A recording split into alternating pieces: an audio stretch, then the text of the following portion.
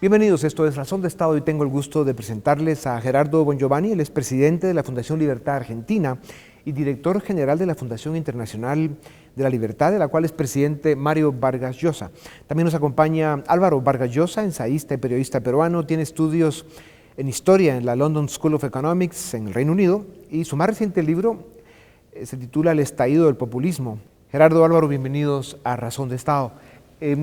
Vamos a hablar del tema del populismo precisamente y hablar de un capítulo del que se habla poco y del que la gente entiende poco, y un tema que los populistas manipulan con una vergüenza y con una insolencia ofensiva. Y se trata de que el avance del populismo en América Latina no se puede explicar sin los altísimos precios de las materias primas, especialmente en el petróleo, en los años que, para mala suerte de América Latina, estos señores estaban gobernando.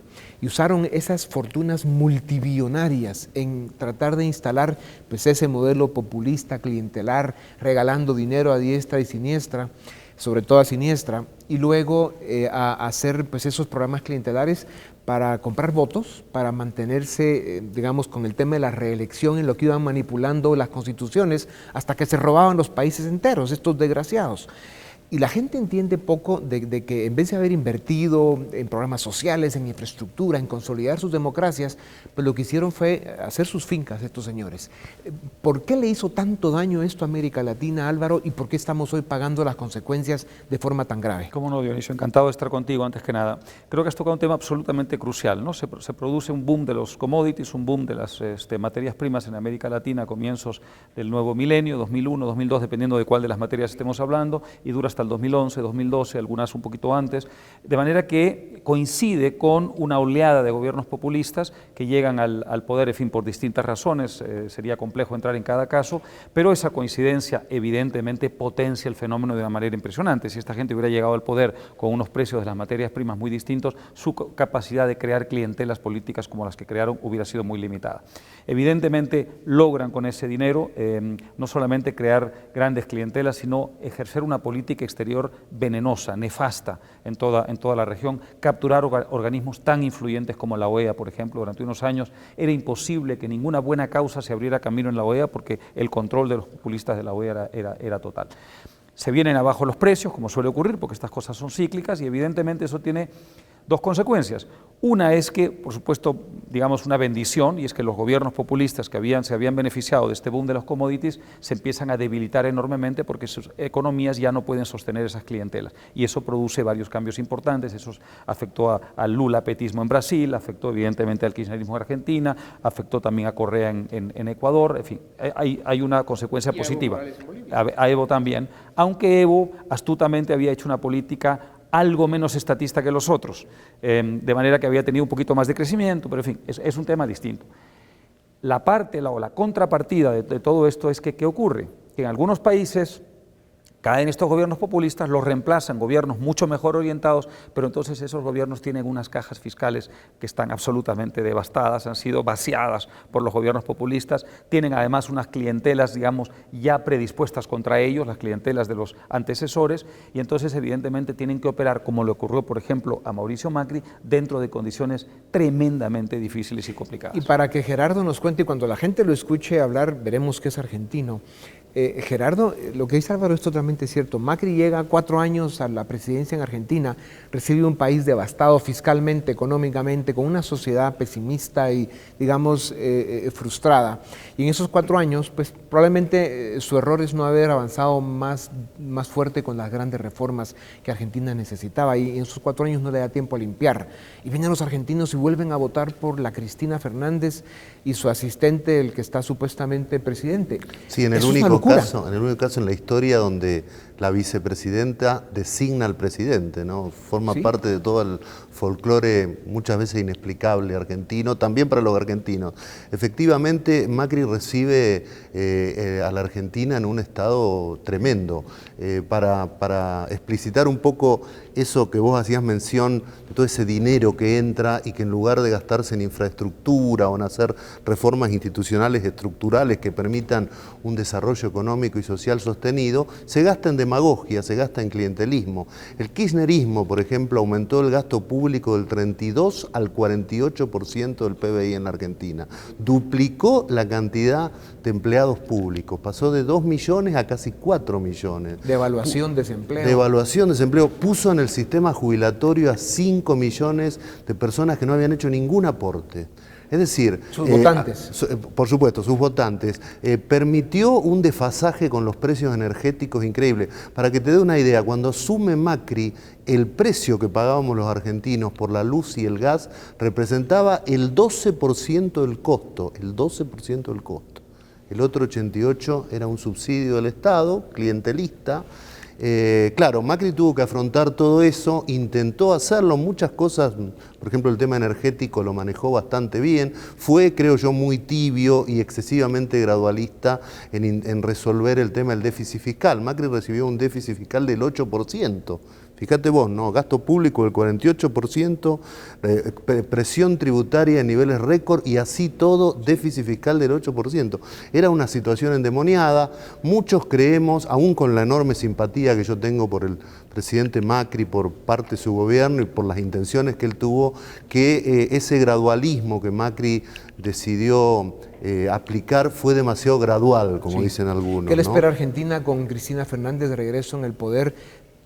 Sabiendo que está perseguida por corrupción y que en todo caso debería estar en la cárcel, porque todos sabemos lo que hizo en Argentina. Bueno, tiene 11 causas por corrupción, en 6 de ellas tiene pedido de prisión y pinta mal la cosa, la verdad que pinta mal. Claro, Alberto Fernández... ¿Pinta mal para ella o para Argentina? No, pinta mal para Argentina. Bueno. Para ella a lo mejor también, ¿no? Ayer estuvo declarando de esa manera así grandilocuente que ella suele tener, pero pinta mal para Argentina porque la esperanza de que Alberto Fernández, que también estuvo con Menem, y hizo algunas cosas buenas en el gobierno de Menem, privatizó parte del sistema del seguro, la esperanza de ver a un Alberto Fernández más moderado en este último mes se ha ido desvaneciendo. ¿Qué Fernández va a mandar en Argentina? Claro, hoy se ve como que él no va a mandar. A mí un empresario americano cuando ganó las elecciones Fernández me dijo, solo quiero que me digas una cosa, ¿Fernández va a ser el títere o el titiritero? Hoy parece que va a ser el títere. Con una diferencia, Dionisio, muy importante, y es que lo que hereda es complicado, de manera que si se, digamos, orientan hacia un populismo de alta intensidad, van a sufrir unas consecuencias devastadoras, lo cual políticamente para ese gobierno va a ser muy malo. Eso es muy cierto, y adicionalmente también es verdad que por suerte, más allá de los problemas que hay en Chile y potencialmente en Colombia, hoy prácticamente ese movimiento bolivariano está casi desaparecido. Sí. Ahora bien, Álvaro, sobre ese tema, hoy vemos a ese grupete de personajes reunidos en eso que llaman el Grupo de Sao Paulo. Es cierto que las democracias de América Latina son muy mejorables, que hay que hacer reformas para seguir avanzando en la institucionalidad, en la apertura económica, en la consolidación de modelos de desarrollo que vayan resolviendo las necesidades y las frustraciones que tiene una buena parte de los habitantes del mundo en este mundo complejo que estamos viviendo, con una economía insuficiente, con la disrupción que ha causado la tecnología en el empleo. O sea, hay elementos que probablemente nos deban hacer revisar incluso el pacto social que tenemos como seres humanos en este planeta, porque han cambiado muchos elementos de la ecuación. Pero sin duda alguna seguirán siendo siempre la democracia, la libertad, el respeto a la ley, el Estado de Derecho, lo que nos den las mejores posibilidades de éxito. Pero este grupo de Sao Paulo, cada día hay más evidencias confirmadas de que están conspirando para votar a las democracias que están luchando por salir adelante en América Latina. El caso que mencionaba Gerardo, lo que hemos visto en Chile, que es una aberración absoluta para el país más desarrollado de América Latina, Colombia, mismo Perú y Ecuador, que han tenido estos ataques sin duda alguna orquestados en buena medida por esta conspiración del Foro de Sao Paulo, de destruir esas democracias. ¿Qué opinión tienes tú sobre eso? Creo que has tocado un tema muy importante. El Foro de Sao Paulo, claro, tuvo a Brasil como su gran bastión. Eso lo ha perdido en cierta forma, aunque todavía Lula está ahí dando vueltas y ejerciendo una influencia importante desde el punto de vista internacional. Su situación legal es muy comprometida, está muy comprometida. Es una persona que yo creo que va a volver a la cárcel en cualquier momento y que tiene además muchas causas pendientes y encarna la corrupción de una manera muy, a mi modo de ver, muy como emblemática de lo que ha sido ese tipo de gestión en la región. De manera que Brasil ya no va a poder ser el gran, digamos, bastión del Foro de Sao Paulo. Entonces, ¿qué cosa han hecho? Se han trasladado a México. y le han puesto otro nombre, ahora se llama el Grupo de Puebla. Aparentemente una izquierda un poco más moderada, una izquierda un poco menos recalcitrante, pero en la práctica, si tú ves el tipo de personajes a los que están invitando, incluido a Correa, que debería estar respondiendo a la justicia en Ecuador y no exilado en Bélgica. Díaz-Canel, Maduro. Exactamente, Diosdado todos ellos Cabello. circulan por ahí. Lamentablemente México, con el gobierno de López Obrador, creo que va a reemplazar a Brasil un poco como el centro de todo esto que acabamos de decir. Lo acabamos de ver de una manera, digamos, muy nítida con la actitud que ha tomado López Obrador frente a la caída tras su intento de fraude electoral y de consolidación de una dictadura en Bolivia de Evo Morales. Increíblemente, México, la segunda economía de América Latina, el segundo país más poblado de América Latina, es un país muy importante de la región, se quedó absolutamente solo en la OEA votando a favor de Evo Morales y contra un proceso electoral de transición democrática junto a Nicaragua, es decir, una cosa verdaderamente vergonzosa, y San Vicente y las Granadinas. Es decir, lamentablemente México va a jugar un papel importante, pero con una diferencia, que hoy día México está en una situación económica muy delicada. El crecimiento de México es 0% este año. López Obrador está ejerciendo una política clientelar, está retirando dinero de educación y de salud para entregársela a programas sociales y seguridad también, efectivamente, 30.000 muertos este año, y se le está entregando, como suelen hacer los populistas, a programas que están absolutamente dirigidos a crear una clientela. De manera que hay que ponerle mucha atención, Dionisio, a lo que pasa en México. Exactamente. Una ventaja trágica en este caso es que López Obrador es un líder muy mediocre, no es carismático, es un mal administrador, quiere gobernar de esa conferencia de prensa matutina que hace todas las mañanas y que duerme a las cabras. Ahí en México ni con tequila se levantan allá. Qué parlanchines son todos, ¿eh? Es increíble, ¿no? Pero al final el tipo es muy mediocre y eso en todo caso es una ventaja para que no pueda avanzar mucho.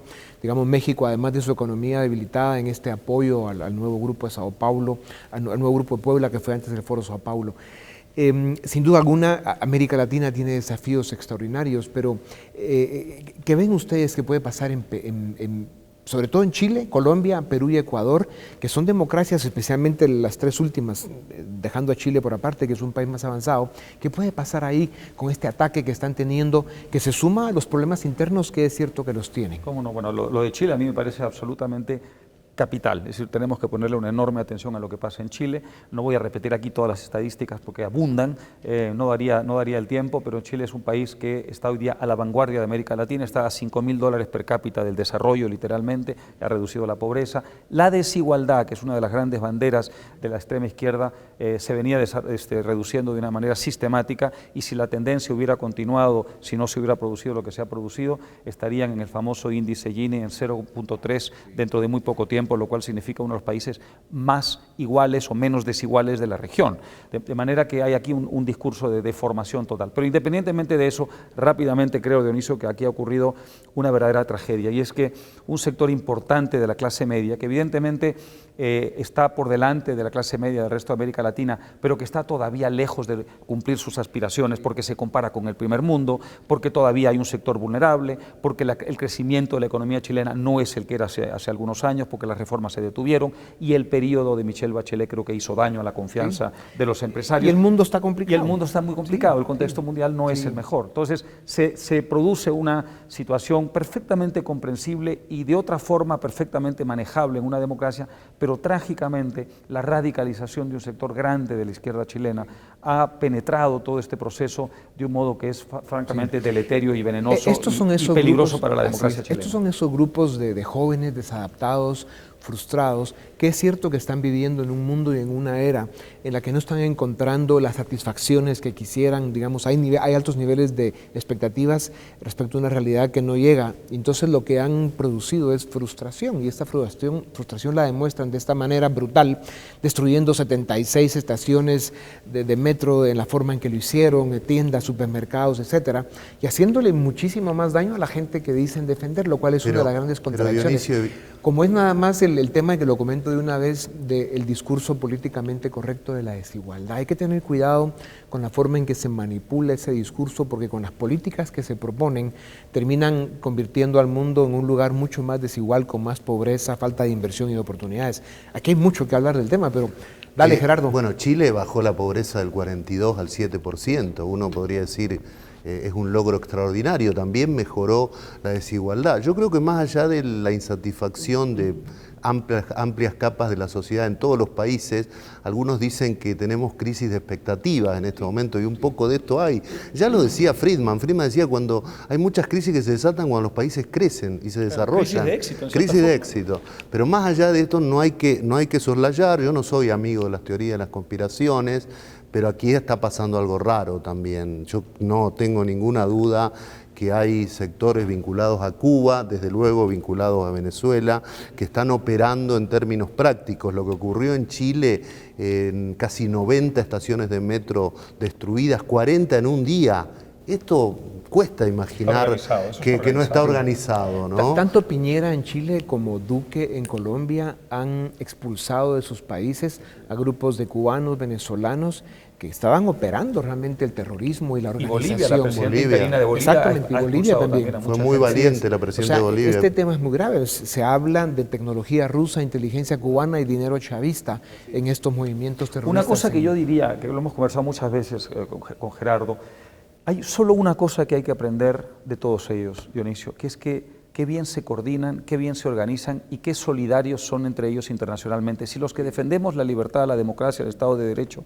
y la economía de mercado y la globalización actuáramos con la misma solidaridad entre nosotros, fuéramos capaces de organizar a escala internacional esos sistemas, esas redes, digamos, de ayuda mutua, seríamos mucho más eficaces impidiendo la penetración de nuestras democracias de esta gente que viene a desestabilizar esas democracias y tratar de cargárselas, ¿no? Ellos, los del Foro de San Pablo, se unen alrededor de pancartas. Abajo el neoliberalismo, fuera la globalización, y atrás de una pancarta van todos, con una eficiencia, con una convicción enorme, ¿no? Y intentan generar realidades, volviendo a Chile. Piñera ganó las elecciones hace menos de 2 años, es el presidente que más votos sacó más votos que la mejor Bachelet, digamos así. ¿Y cómo se puede cuestionar la legalidad, la legitimidad de Piñera? Y no solo eso, la Constitución, ellos dicen la Constitución de Pinochet, pero Ricardo Lagos, sin hacer lo que están haciendo esta gente, reformó la Constitución. Hay mecanismos dentro de la democracia chilena para reformar la Constitución perfectamente. Si tú empiezas a reabrir un debate constitucional que en el fondo es simplemente una manera de tratar de cargarse el modelo chileno, el riesgo que hay es que lo que tengas después no sea una Constitución moderna, democrática y liberal, sino una Constitución mucho más parecida a lo que quieren los grupos chavistas. Pero un detalle. En Chile van 29 años de democracia. Gobernó 23 la Concertación de centro-izquierda y 6 la centro-derecha. En Argentina van 36 años de democracia. Gobernó 26 el peronismo y 10 el no peronismo. Casi que las responsabilidades son obvias de la realidad de los países. Sí, pero ¿no? La izquierda tiene esa maña que no quiere ver las realidades. Si tuviéramos que hacer un balance de América Latina en este momento para terminar, la libertad, la democracia, la racionalidad política y un futuro con más esperanza y optimismo. En este momento América Latina, pues perdimos México, está recuperado Brasil, veremos cómo le va al ultraconservador de Bolsonaro, se recuperó, se rescató Bolivia, Ecuador, Perú va por buen camino, se perdió Argentina, Colombia, Chile, por supuesto, estamos seguros y confiados en que resolverán sus crisis de este momento y reencauzarán a sus democracias por el camino correcto. Pero, ¿cuál es el balance, según ustedes, de América Latina en los segundos que nos quedan? Yo soy optimista, Dionisio. Yo veo lo siguiente, yo veo en Brasil que a pesar de... Yo lo que diría en Brasil que Bolsonaro se dedica al Twitter y que Paulo Guedes gobierne, porque es un magnífico, el mejor ministro de Economía que tiene América Latina, está intentando llevar a cabo un programa de reformas importantes. Si funciona Paulo Guedes, eso va a ser un modelo para América Latina, a pesar de Bolsonaro, que evidentemente es un personaje muy complicado. Yo veo que Argentina tiene evidentemente en estos momentos una orientación equivocada, pero no tienen los recursos fiscales que tuvo Kirchner a lo largo del kirchnerismo, ¿no? Más de 1 billón, trillón en inglés de dólares por la soja, ya no lo tienen. Entonces yo veo que eso es una ventaja desde el punto de vista, digamos, de quienes defendemos ciertas ideas.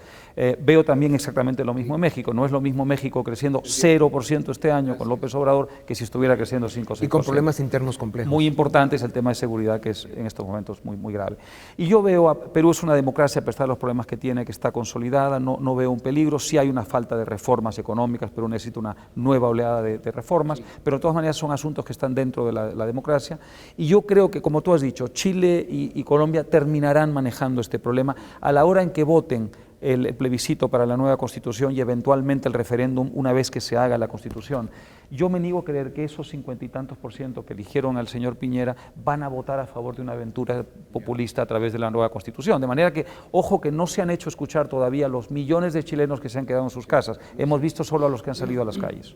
Gerardo, en los 10 segundos que nos quedan, ¿cuándo ves tú la caída de Maduro y el chavismo en Venezuela, de Ortega en Nicaragua y del castrismo en Cuba, ahora con Díaz-Canel, que es un tipo bastante impresentable y que sin los Castro ahí, ese tema con las economías que hay en el mundo no pintan bien? Yo espero que sea muy pronto, Creo que sin Lula, sin Evo y sin otros esquemas como había en América Latina 10, 15 años atrás, me parece que el aislamiento de esos grupos va a ser cada vez mayor.